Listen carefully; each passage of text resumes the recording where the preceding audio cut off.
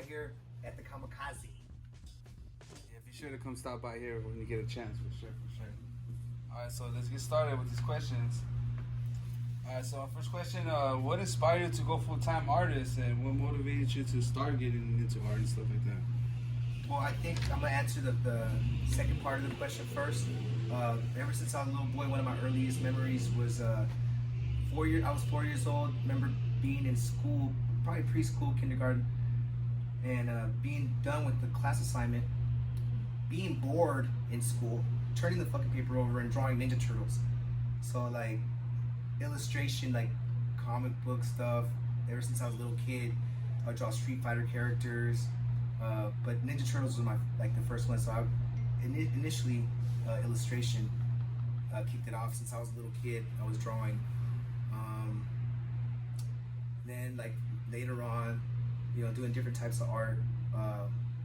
Eventually like middle school, high school graffiti, and not until like later on in life I was like, oh, like after I went through a lot of fucked up shit, I vowed to myself and I guess declared it to God. I said, I want to do what I love, be happy, and die this way. Fuck it. Fuck it. After like so much bullshit that happened in life, I was just like, okay, like regardless of what the fuck, I'm gonna do what I love, be happy, and die this way. It just fucking almost gave up on society. Like it just said, fuck it. Was there any artists and shit that you'll see around that kind of influenced you or inspired you, like to do more? Well, like growing up, my homies were fucking sick, and even still are. I'm very proud of my graph crew. Like one of the fools, I don't want to say a name, but like he was on the cover, or not on the cover, in a whole spread in Juxtapose. Oh no! And I was like, what the fuck? That's my guy. Yeah, that's that. Yeah. So a lot of times like my friends, but inspiration wise, like I don't know why I really liked Fafi. Fafi is like a French woman, street artist, and her characters are just sick. And that was mostly my niche when I would do graph back in the days. Like I would do more characters and stuff. Like we'd do productions or when we hit trains or whatever. I'd do like a huge, like I do female characters mostly. And so Fafi was like, it was just so clean, so simple, and I realized like I unlocked something about like drawing women. Like in my later teen years, like less is more. The less you do, it fucking simple, basic. When you're doing women, boom, it just fucking communicates crisp. And that's what you would draw, like chicks on trains and shit? Yeah. Oh, that's dope. I fucking, they locked me up for that shit. Yeah. The fucking the cops in fucking Twin Towers, you know what I mean? Like that was a little frequent spot.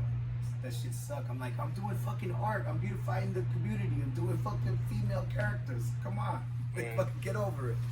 Yeah, but I'm making this shit pretty, dog. Yeah, why you hating on that shit, dude? Come on, this shit is dope. Nobody wants to see the rust. Alright.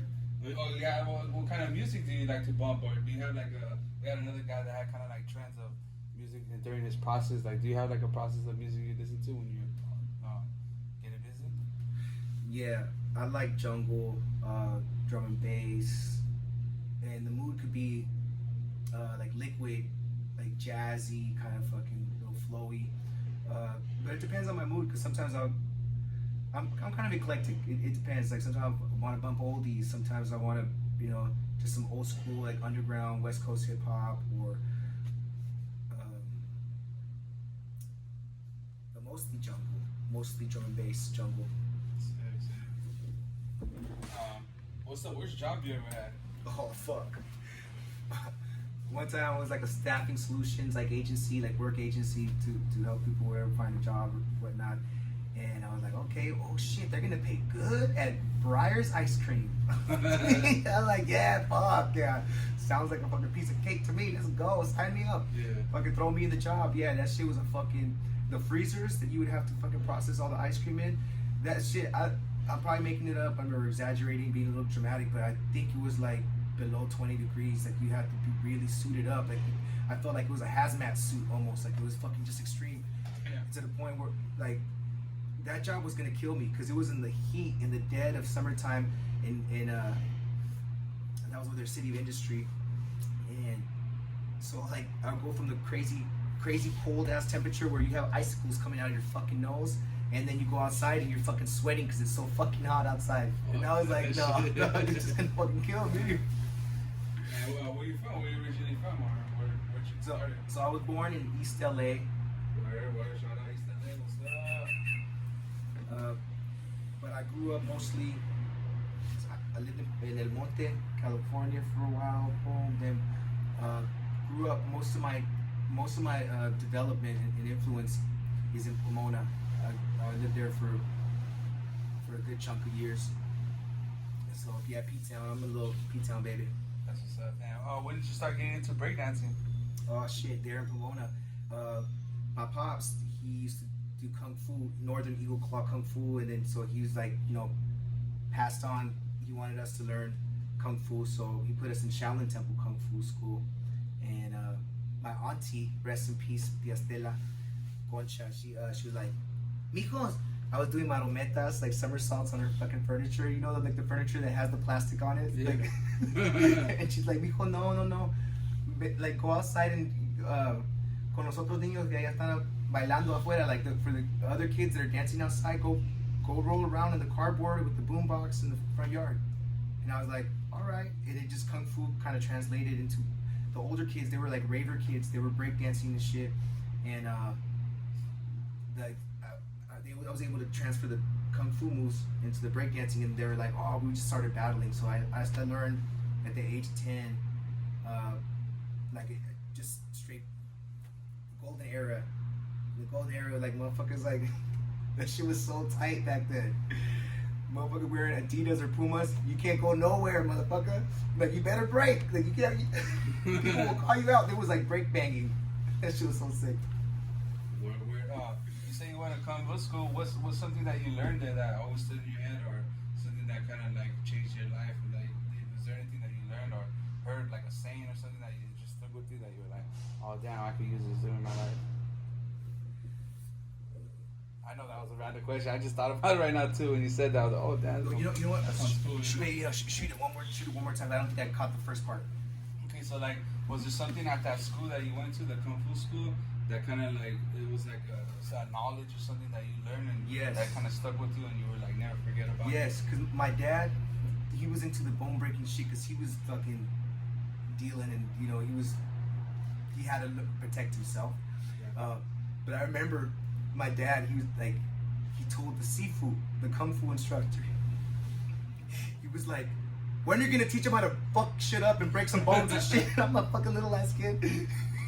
And then he was like, I'll pay you more. He took the instructor, the Sifu, he's like, nah man, I'll pay you more money, like you need to teach them some fucking crazy shit. Damn. And the instructor, like, God bless his heart, but he was like, look, let me tell you something. Okay, and he told the whole class, he said, if you feel cornered and you're gonna get jumped, because my dad was pressing him, like, teach him some nasty shit. Yeah. He's like, if people are gonna jump you and there's no way out and you have to do this is like the only reason why you're gonna do this. He's like, what you do is you find your escape route and that person is your way out, whoever it is that you're gonna leave. And he says, you're gonna jump and you go to 45-degree angle kick into the kneecap, so you kick the kneecap backwards or sideways, and you break the foot and you run and you get away. And all that fool's always gonna be taking care of him, like, what the fuck? That's the shit right there, bro. So that one always stuck in my head. I'm like, okay. I'm like, if someone pisses me off, I can always just jump and fucking 45-degree angle kick their fucking knees. But I'm peaceful. I don't fuck around like that. What were some of the breakdancing crews in that era, or something like that were kind of popping that you were seeing? Well, big shouts to LA Breakers. I'm a member of LA Breakers, but that wasn't my first influence. I knew of them, and I was like, yo, they're a foundational, sick ass crew. But I got into breakdancing through like the rave circuit conduit, and I want to give a big shout to Freak Show, old school crew. If anybody knows Freak Show, that they used to be fucking sick ass like raver breaker motherfuckers. Like gnarly as fuck, doing sick ass like fucking acrobatics, flips, contortion, fucking just out of the box. Freak Show was a sick crew. Not the breakdancing Freak Show, but the raving one was fucking sick. I always had an affinity towards that crew. They were fucking sick. Swing Kids. Shout out to my homie Thunder. Swing Kids was fucking sick. Another, just like out the box, unorthodox kind of fucking like rave style. And you know those motherfuckers, everybody was doing the dance enhancer, so the motherfuckers was like, they were unlocking different fucking dimensions and fucking just groundbreaking. It wasn't like your basic like fundamental fucking regular type of break. You know, it was really experimental. So mostly like rave crews influenced me when I was a little kid. Sick. All right, let's talk about that. So, what's the dance enhancer? We heard about this. We want to know what's the dance enhancer. Oh, fuck. Okay, so from the breakdancing, the kids that were teaching me how to breakdance were ravers, and I would always hear them talk about acid. And acid, they're like, yeah, it's a dance enhancer, dog. Like, I take it and I unlock moves and I fucking dance all night and it's fucking, I get better. And I'm like, fuck, that shit sounds sick. Like Big Trouble in Little China, you take the elixir and you do a double front flip looking ass. And and so I'm 10 years old, we're at a fucking family gathering, and my primo, Eduardo, this motherfucker, he's like 8 years older than me. This fool, he's like, hey, you want to go to a rave? Since I'm already dressed the part, I got the fucking clothes, I break dance to freaking rave music. He takes me to my fucking first rave. My mom says, oh, well, as long as you're with your primo, she didn't know what the fuck where he was taking me. She's like, yeah, you're fine. And so I go to this rave, Candyland in Pomona and P-Town. The whole fucking Second Street was enclosed. Every different fucking building was a different genre of music playing. Well, as we're in the line to get in, there's some fool walking up the fucking line and goes, acid, acid, acid. And I was like, oh, me. And he's like, nah, bro, you're too young. I thought quick. I was like, if I was too young, what would I be doing here? Like, I pulled out my $5. He's like, fuck. He gave me the acid.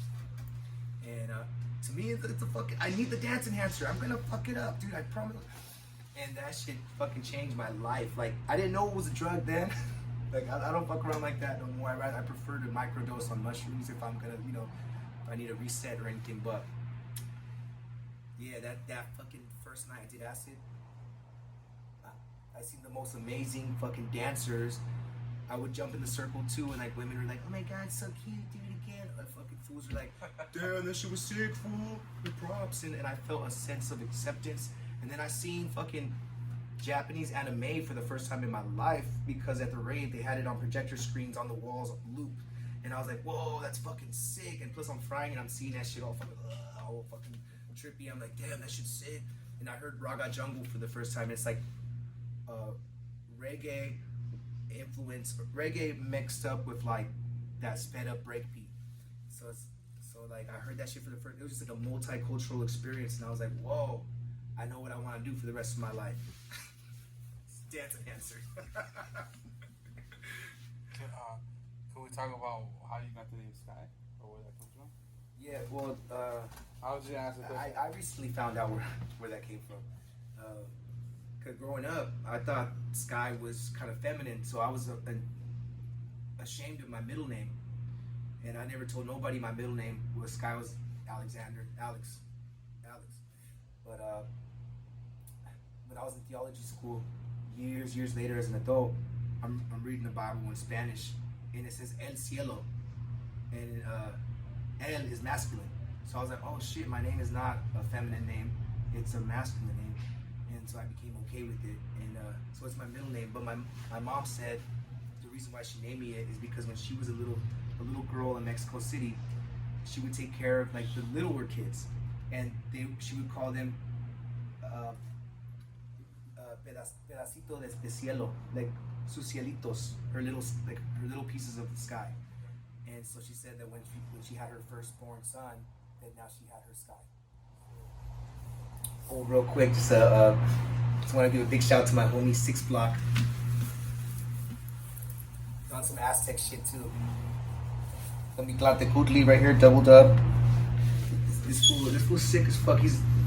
the first mixtape that I bought at that first rave that I went to was his cassette, Red Drums, and this fool randomly just hit me up yesterday, shot me like some new mixes that he just dropped. I'm like, what the fuck? Damn, and the merch or? Actually, this shirt, he gave it to me at a fucking rave in the desert, and I had a t-shirt too, and I was like, oh fool, here, take one of mine. So I felt fucking happy to exchange that energy, because he just gifted it to me. He was just like, hey fool, here, take this shirt. And I'm like, oh fuck, you know, I'm crazy about Aztec shit, so I had the fucking Aztec God of Death. I was like, oh fuck yeah. Yeah, that's dope. That's dope.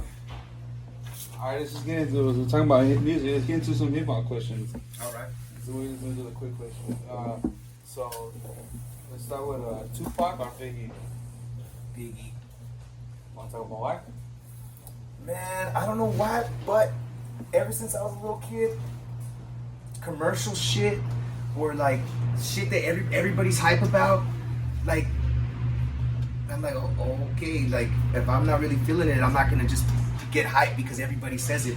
And so everybody was like, Machiavelli, Tupac is the reincarnation of Jesus Christ, like type shit. And I was like, fucking stop. You know what I mean? Like I was just over it. Like how people say like, oh, you listen to reggae? Bob Marley. And it's like, that's the only fucking person they know is Bob Marley.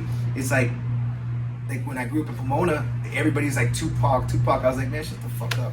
So Biggie for sure. But when I like Biggie's music first before. Now I'm like, okay, there's some dope Tupac songs. Like it's cool. I don't hate too much. And the story, I'm like fool, you're not West Coast. Fool, don't trip.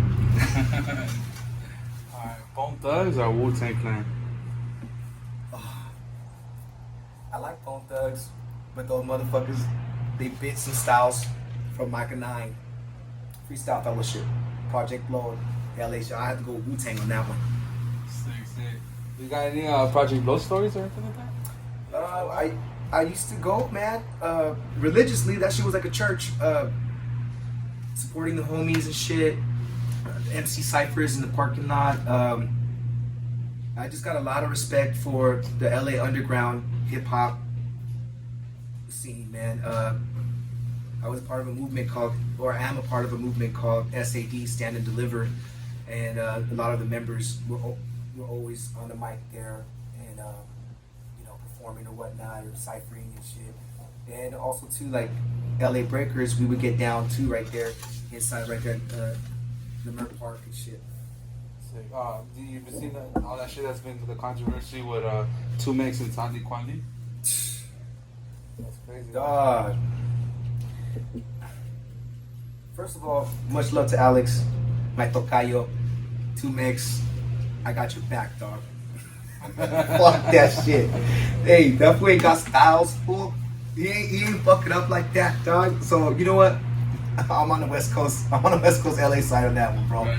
For sure. Hey, if Tumex was to battle Talib, bro.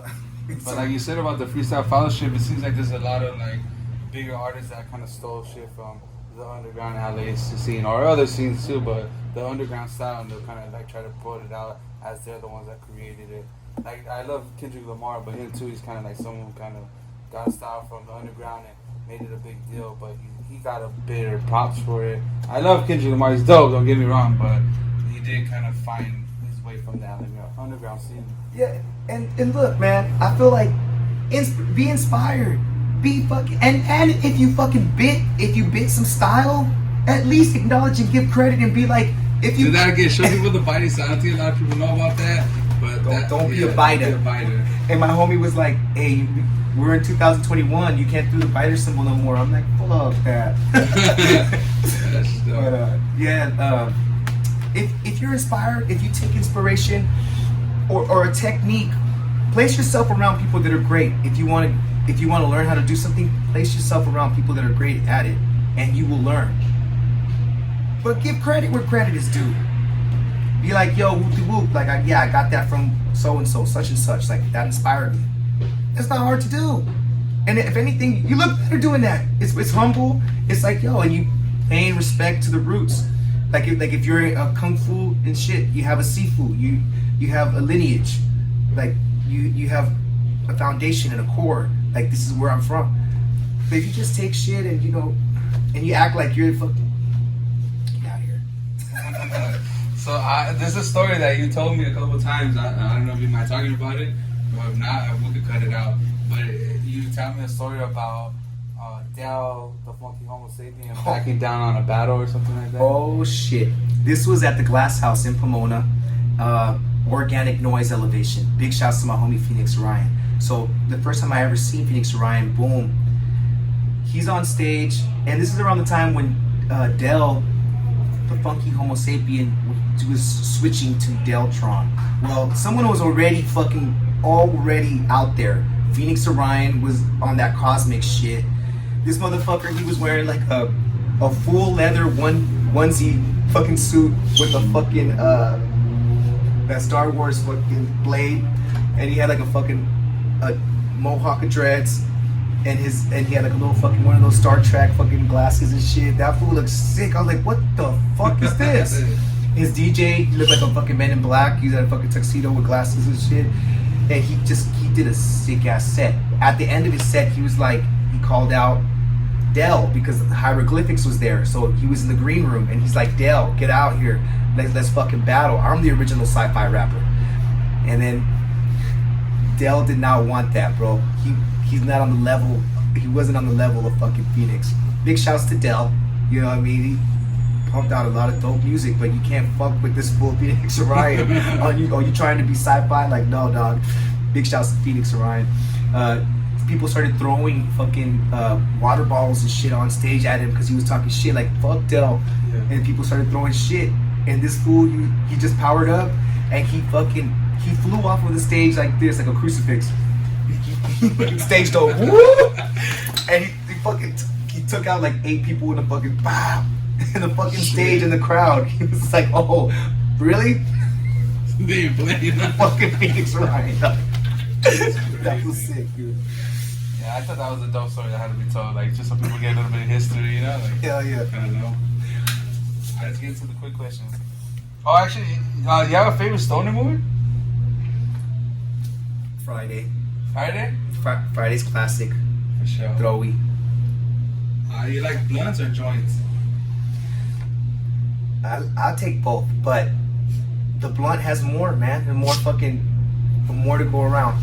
Word. Alright, Chucks or Vans?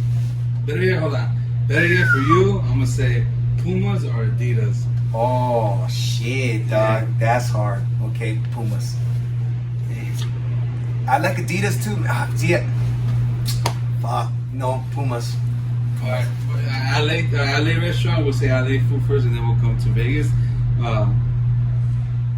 King Taco or Taco Mexico?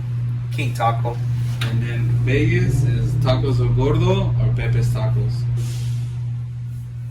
Tacos El Gordo. Damn, word. Yeah, I think that Pepe's too much, dog, really. Yeah? Is that the one right here on fucking Charleston? There's one, yeah, there's a few, but Charleston is one, yeah. Oh, okay. Yeah, that's dope. No, yeah, I just like that question. The homie Fernando does all the fucking Aztec mural shit for them. Oh, for Pepe's, I believe. Yeah, that's it.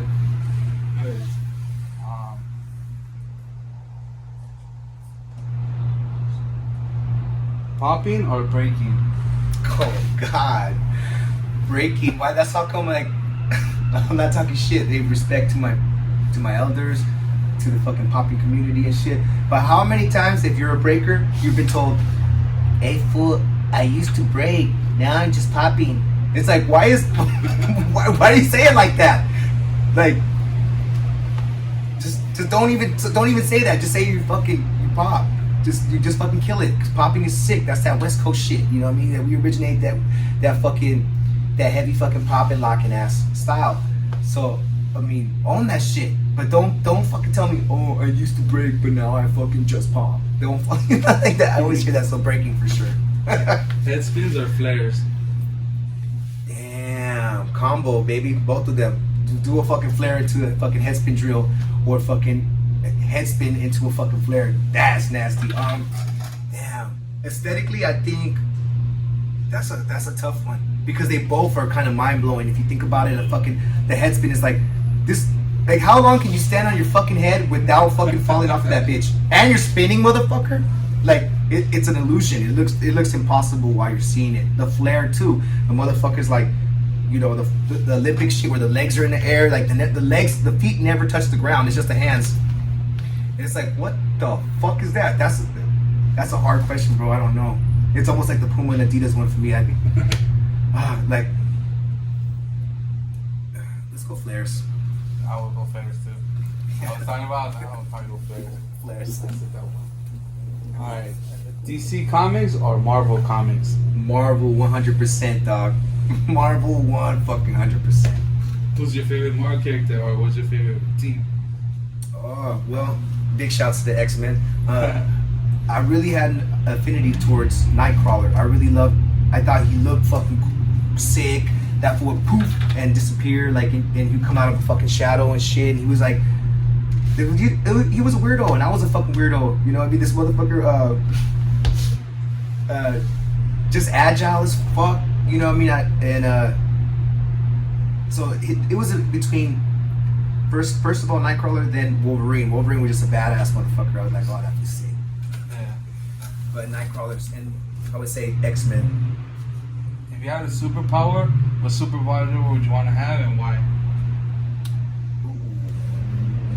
You can do any type of superpower, whatever. Damn, I'm a pervert. The first thing I thought is like fucking looking at the skunk guys with the fucking like, oh, I can see what they look like underneath their clothes, but I could already do that. So right. that one fucking sucks. That was yeah, cause I already do that. I feel it. Sick ass maniaco. Damn, that's a fucking good one, bro. Oh shit.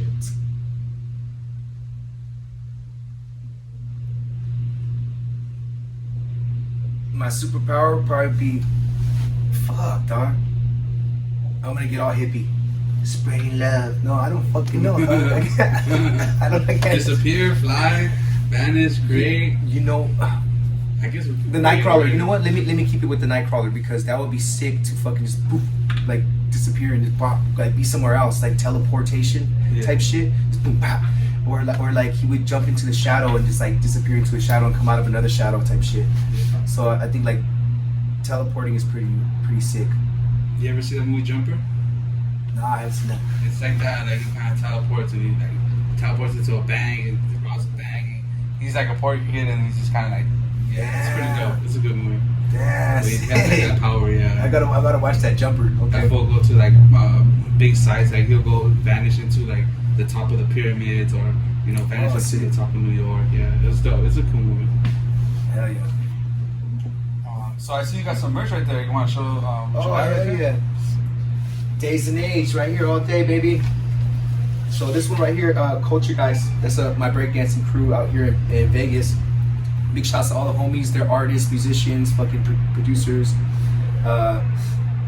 So this shirt right here, I fucking love this one. It's the Aztec God of Rain, Lalo, but hip hop infused with like speaker ears and turntable piece. Let's see. Yeah, this one's dope. This one's fucking hard. Lalo. And right now we're at the Arts Factory, 107 East Charleston, Suite 235. Kamikaze.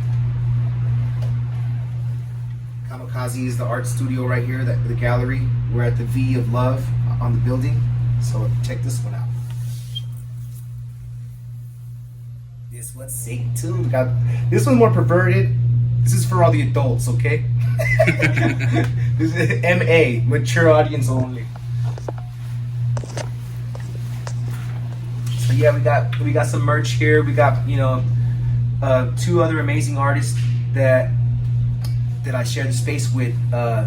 Big shouts to Steph. She's a sick ass tattoo artist. Endlessly Divine on Instagram if you want to find her. She's fucking awesome. Come see her work in here as well. We got Manny Rubio. This fool's fucking one of the sickest fucking painters here in Las Vegas. Oil paintings, and really just fucking. You could feel the emotion, the rawness, and it's fucking. And he draws a lot of demons, so I like that shit.